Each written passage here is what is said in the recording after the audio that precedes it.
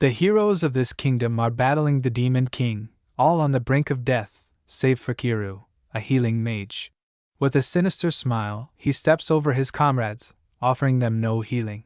Everything has its reasons. It turns out that Keyaru was once treated like a dog by his teammates, poisoned with addictive substances, and then abused both physically and spiritually. He advances, and with his skills, successfully defeats the Demon King and obtains the Philosopher's Stone. With this stone, Keyaru performs a spell to return to the past and begins his revenge. A high-level magic envelopes the earth, and Keyaru truly returns to the time before he joined the kingdom's hero squad. At this time, he is living with his sister in a small, peaceful village. The first thing Keyaru does is to awaken the eye of the spirit. He goes to a lake and is granted the ability to see through all things by a spirit. With this eye, all the stats of the object that Keyaru sees are fully displayed. A few days later, he begins to awaken the healing hero symbol on his right palm. Keyaru knows the time is near.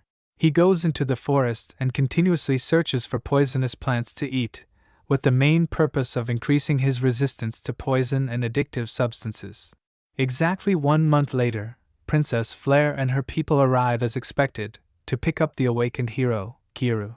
The group escorting Keyaru proudly proceeds to the palace amidst the warm welcome of the capital's citizens. He then meets the king, and the high priest steps forward and uses a scroll to measure Keyaru's profession.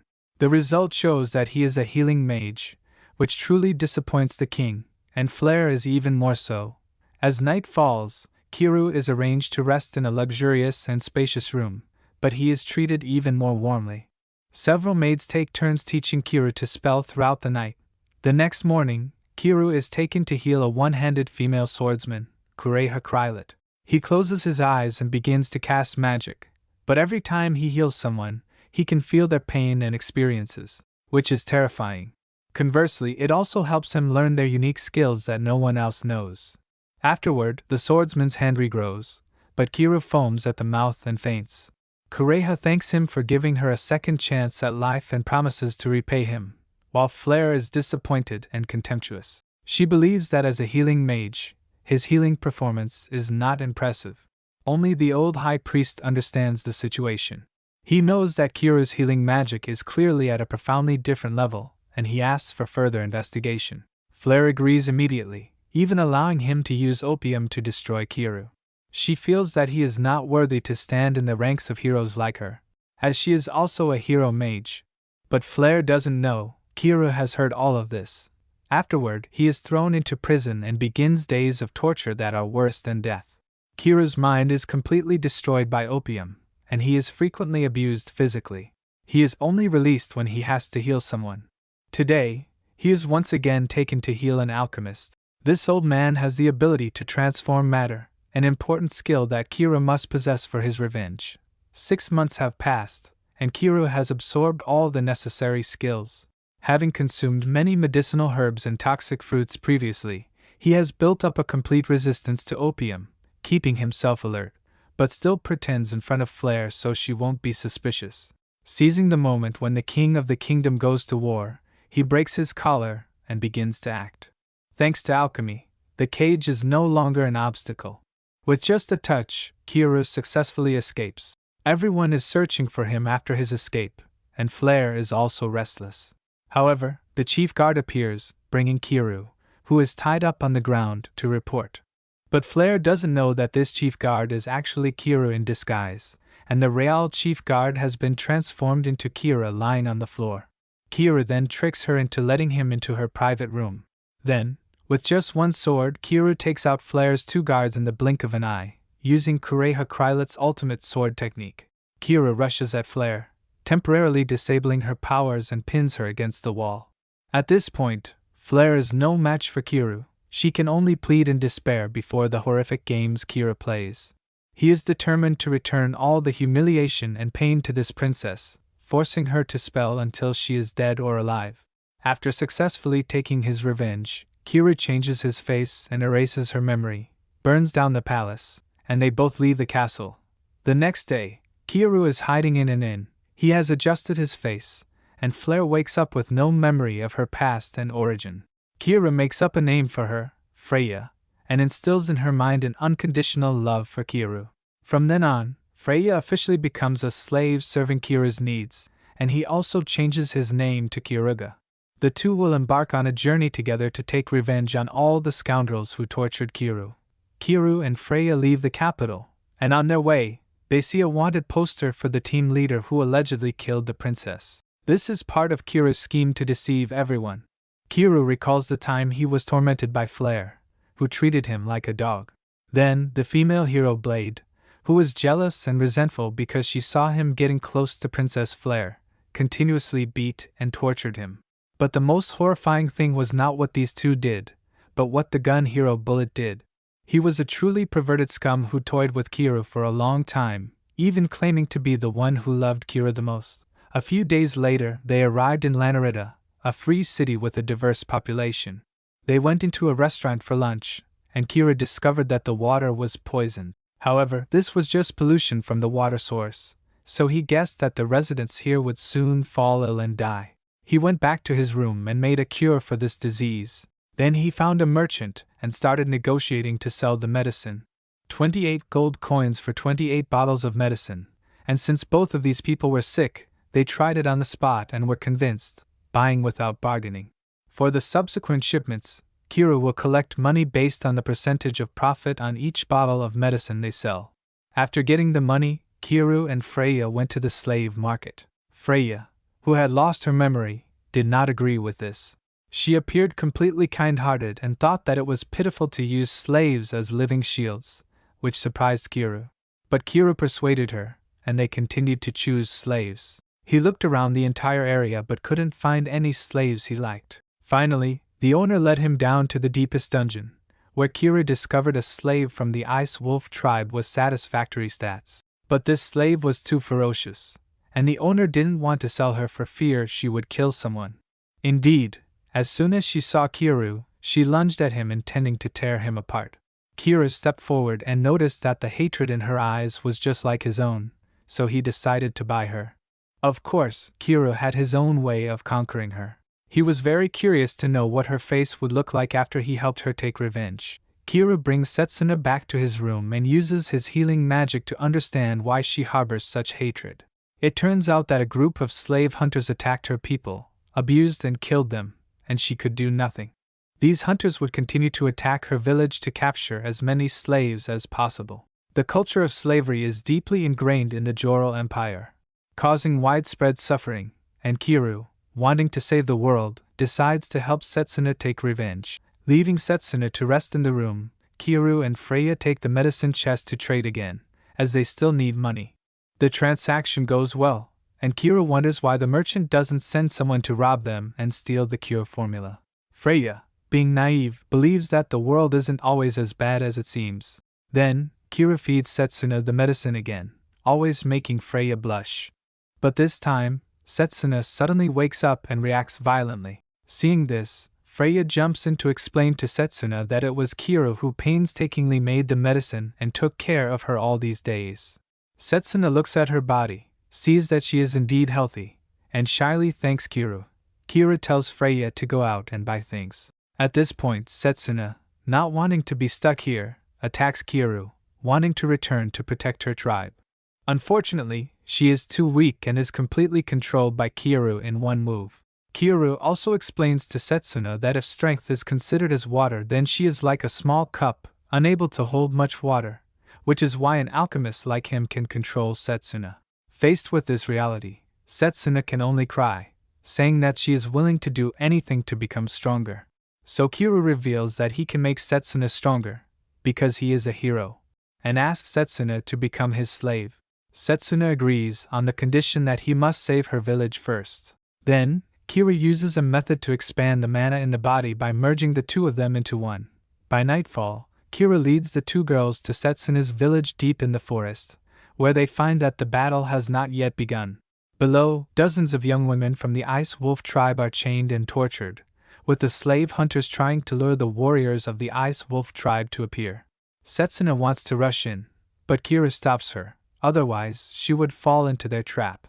The battle ensues, with both sides clashing, and the majority of casualties belong to the Ice Wolf tribe due to their lack of equipment. The time has come, Keyaru charges in, and with the sword skills learned from Kureha, he easily kills a dozen slave hunters with just one sword. But the number of these slave hunters is too large, it's not easy to defeat all of them.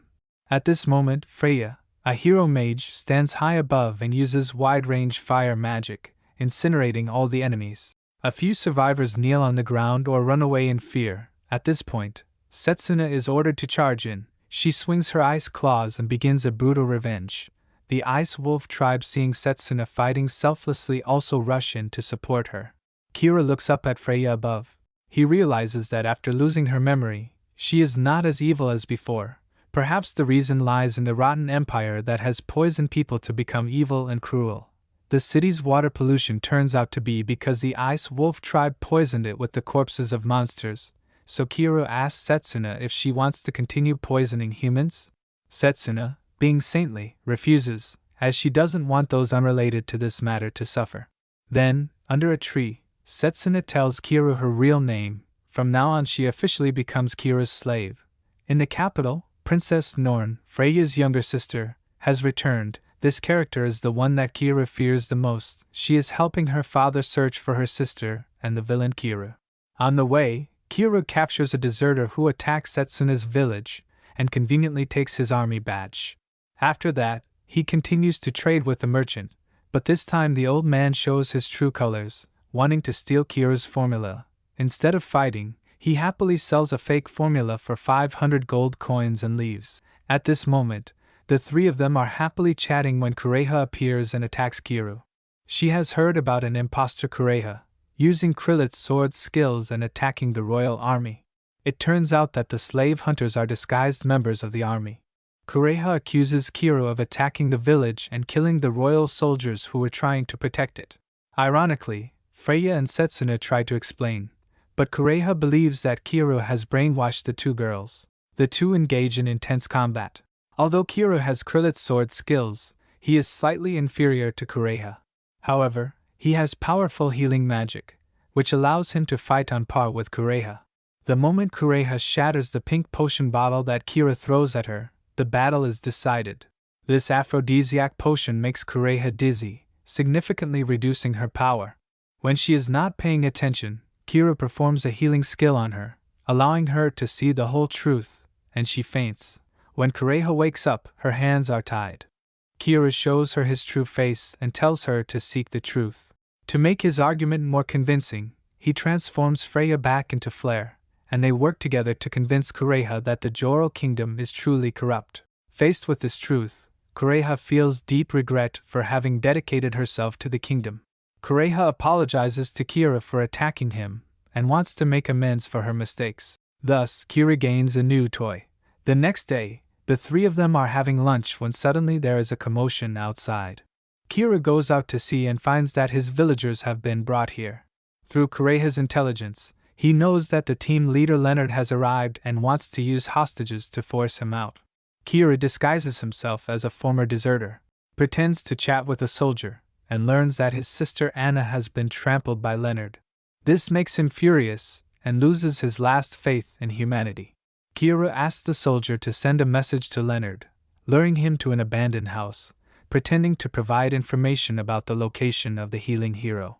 But when they arrive, Leonard doesn't expect that this man is Keyaru, and he even drugs the entire house. Through healing, Keyaru sees the horrific scene in his village that day, and the brutal torture of his sister Anna. He decides to turn Leonard into a woman, dress him scantily, and hypnotize a group of muscular men, then lock them in a room. At this point, Leonard has to pay for his crimes. In front of the aggressive men, he screams in pain and despair. Keyaru rushes to save Anna, but unfortunately it's too late. His sister has breathed her last. Since team leader Leonard is dead, Norn will come directly to execute the villagers. She is also a sick woman, even worse than her sister Flare. In the past, when she discovered that Keyaru was pretending to be addicted, she forced Keyaru to serve her like serving Flare to keep this a secret. The next day, the army brings Keyaru's villagers to the arena for execution. Keyaru has meticulously planned to rescue the villagers. In front of the public, they begin to declare Keyaru's crimes, and there is only one way to save the people. That is, Keyaru must stand up and take the blame. Keyaru boldly stands in the middle of the arena, and the soldiers rush to attack him, but he easily defeats them all. The army, unable to control the situation, begins to kill hostages to threaten, but the more they kill, the more Keyaru enjoys wanting revenge. They begin to open a barrier to lock and drain Keyaru's vitality, but unbeknownst to them, Freya has already taken control of the barrier's center on the other side. Keyaru kills until his whole body is covered in the enemy's blood, then a miraculous scene appears. Princess Flare in a large aura envelopes the arena. She begins a speech about the dark truth of the kingdom, such as slavery, corruption, and oppression of the weak. There is no justice. Faced with doubts that the princess is an imposter, she sings the majestic national anthem and creates a huge fire magic ball. Everyone at this moment believes this is the real Princess Flare. Then the people, following the princess's words, rush to attack the soldiers to rescue Keyaru's villagers. Keyaru saves 10 people, including a boy, whom he hands over to the previous merchant to take care of and nurture. After finishing, Keyaru and his companions say goodbye to Kureha and continue their journey to Branica, where there is a crusade of Norn, while Kureha will be responsible for gathering information in the capital. After Norn's plan to execute the villagers fails, she angrily vents her anger on the male slave at her feet, and continues to set up the army to catch Keyaru in Branica. In this kingdom, there are 3 divine stones. One was flares, one was bullets, and one belonged to blade. Keyaru needs one to create the strongest weapon for self-defense. Branica is a prosperous city, with the coexistence of demons and humans. They go into a restaurant. Because it's too crowded, they have to share a table with 2 strangers. Keyaru and his harem didn't expect that the people here are very kind and hospitable. Then another strange girl is also seated at the same table. Keyaru immediately recognizes her as the female demon king he met in his previous life. However, this girl is very poor. She doesn't even have a decent meal. Through chatting with the locals, he learns that the current demon king is hunting the demons of the dark tribe. As long as they catch one person, they will be heavily rewarded. Keyaru looks at the girl next to him with sympathy. Hey, resist the upcoming attack with all your might.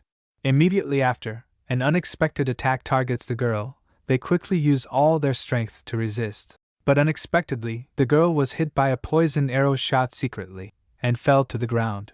At this moment, Keyaru immediately bargains. So, do you want to hire me? The female demon king just whispers, please save me. The bull men hunting the dark tribes see Keyaru blocking the way. They immediately raise their axes. Instantly the lifespan of the axe-wielding man goes to 0. The 3 of them take the female demon king and run away from a large hole in the wall, successfully escaping. In an abandoned house, Keyaru tells a girl about his future identity, but she doesn't believe it at all. Eventually, Keyaru has to reveal his ultimate intention, which is that he only wants one thing, the heart of the demon king, the wise stone, of course not from Eve Rise but from the current demon king. Therefore, Eve agrees to go with Keyaru. After all, the prophecy says that the dark tribe will produce the next demon king, so the current demon king is frantically hunting her and her tribe. Going with Keyaru would be safer. The next morning, everyone eats a breakfast cooked by Keyaru. Eve is so moved by the delicious food that she can't help but shed tears. It's been a long time since she had such a delicious and peaceful meal. While Setsuna and Freya are cleaning up breakfast, Eve Rise and Keyaru talk in the horse stable. Keyaru learns that Eve's mount is the divine bird Caladrius, a wicked god that brings deadly diseases, so he decides to help Eve conquer this divine bird. Keyaru disguises himself as someone else, then goes out to investigate. Unexpectedly, a bull man riding a bull charges to attack. It turns out that Keyaru's scent has not changed and has been detected. But this man can't do anything to Keyaru. On the contrary, he is hit by Keyaru's thrown knife into the bull, causing it to run around in pain. At night, Keyaru uses Setsuna to scent, finds where the bull men are camping. Keyaru and Setsuna easily defeat these hunters, then throw them down a deep ice hole, along with the bull. Keyaru interrogates, and when he knows that only they know that Eve is in this city, he spares their lives, but also poisons the bull with an aphrodisiac, as if he has taken revenge for the restaurant. Today, Keyaru takes Freya shopping. He buys her a new mace. After Freya finds the one she likes, Keyaru also conveniently adjusts the mace a bit to make it stronger, which amazes the merchant. The merchant smartly gives Keyaru a 50% discount on the mace. In return, Keyaru helps him fine-tune 2 similar maces. After finishing, he also gives Keyaru a precious mithril knife as a souvenir for the first cooperation. Suddenly, their conversation is interrupted by a commotion. It turns out that Norn and the royal army have arrived, and Keyaru quickly finds a high place to observe. Accompanying Norn this time is the powerful Holy Commerce Corps, as well as the hero Blade. Eagle Eye, one of the 3 heroes, has detected Keyaru due to his strong killing intent. He forgets that this man is also present, and quickly flees. Later, Keyaru's group meets the merchant again and negotiates business in a restaurant. This time, Keyaru will sell strength-enhancing and recovery potions, which can be sold at a high price due to the fearful mentality of the people. Seeing that the merchant is honest and sincere, Keyaru advises him to leave soon as there will be a war here. Regrettably, the merchant is stubborn and eager to make money, so he doesn't listen. Through the conversation, Keyaru also hears news about Blade. She is indulging in her perverse habits, harming innocent girls. When he returns home, Keyaru asks Freya to make him up into a beautiful girl. The girls are amazed. They didn't expect Keyaru to be so beautiful. That night, Keyaru, disguised as a girl, enters Blade's hunting ground, which is a bar. As expected, Blade arrives and immediately starts chatting with the beautiful Keyaru. Blade cunningly puts a sleeping pill into Keyaru's drink. Keyaru immediately loses balance and faints. On the way back, Blade unexpectedly encounters an old man who wants to avenge his daughter. In a moment of carelessness, Blade throws Keyaru towards the old man, forcing Keyaru to fight. But Blade is a sword hero, and she has the divine sword Ragnarok to assist her, making her a powerful monster, resistant to poison and all negative effects. Within a minute, Keyaru is defeated. When he opens his eyes, Keyaru is lying on Blade's bed with his hands and feet tightly bound. Blade can't wait and rushes to do that thing. But as soon as she discovers that Keyaru is a man, she vomits violently, feeling that she has been defiled by that man. The next second, Blade is poisoned by Keyaru with a knife. Since she doesn't have the divine sword with her, she is completely affected by the poison and faints. Through healing, Keyaru discovers Norn's plan from within Blade's mind. Norn intends to obliterate the city within 3 days. Keyaru's revenge begins. Blade's power is restrained, and she is placed with a group of muscular men under hypnosis. If they are not satisfied, they will devour her. Not only that, Keyaru transforms himself into flare and watches with open eyes, making Blade feel the depths of humiliation. Blade dies, and her sword also returns to its original form as a divine stone. The next day, when Keyaru goes to collect his money from the merchant, Trist, nicknamed Eagle Eye, appears behind him, startling him. Trist wants to know why Keyaru has been spying from afar, and Keyaru simply replies that he is curious. At this point, he realizes that to catch Norn, the biggest obstacle is Trist. Keyaru returns home and begins to use the Divine Stone to summon a weapon. He expresses his desire to the Divine Stone for a weapon that can protect and enhance his healing power. The Divine Stone transforms into a glove with a strange eye. This is the arm of the Divine Armor Georges, a legendary weapon exclusively for Keyaru. The following day, even though Blade has disappeared, Norn continues her plan. After summoning the city's residents, she begins to justify driving out the demons to protect the people, then orders the soldiers to massacre the demons in the city. Even if the civilians resist, they are killed. Just a few hours later, the entire city is submerged in a sea of blood, countless dead bodies, and indescribable suffering. Even the merchant Karma, Keyaru's friend, is killed. Keyaru, in pain, has to watch a decent friend of his die. Keyaru goes mad with revenge, killing hundreds, thousands of the Empire's holy soldiers. Rain falls, but the aura of Princess Flare suddenly appears in the city sky. She begins to speak about the innocence and noble unity of the races, speaks about the deception of the Empire that has turned this protection into a senseless massacre. This speech is so moving that the soldiers drop their weapons. Inside the castle, Norn is angry when she hears these words, not expecting Flare to intervene, but with her intelligence, Norn immediately knows her sister has been manipulated, and just after a minute, she guesses the person behind all this is Keyaru. Keyaru hides outside the door to eavesdrop, then rushes in like a bolt of lightning, but is blocked by 3 arrows shot by Trist. Trist and Keyaru fight fiercely. Both are top experts in the kingdom. But Trist has combat experience and extraordinary visual abilities, surpassing Keyaru by 1 level. The moment Triss thinks he has won, Keyaru's treasure takes effect, eliminating all negative effects on his body. The next second, having grasped Triss's movement, Keyaru successfully recovers him, instantly disintegrating him. Norn is dragged into a sealed room. Keyaru ties her up to the rafters and begins to declare her crimes. But Norn still doesn't understand anything, because she doesn't know who this is. Keyaru is angry at Norn's lack of sincerity and continuously slaps her face, then lets Flare in a dog cosplay come in and bark. Keyaru begins to punish the two sisters Norn until morning. When Norn wakes up, Keyaru grabs her and begins to change her face. Erase her memory, this girl will be named Ellen, and from now on Keyaru has another toy. The next day, worried about Keyaru, Kureha comes, but unexpectedly, he is not only healthy, but also has a younger sister Ellen. After Norn also disappears, the Emperor summons Bullet, assigns this old fox the task of solving this case. Keyaru's group will continue to go east, but before leaving, Keyaru will visit Karma's grave a bit. Unexpectedly, two old acquaintances run over and give him some vegetables as a thank you for saving their lives. At this moment, Keyaru doesn't understand why. In his heart, he feels a bit of warmth and hope for humanity. Returning to his 5 top-notch beauties, Keyaru continues his journey of revenge and healing his world.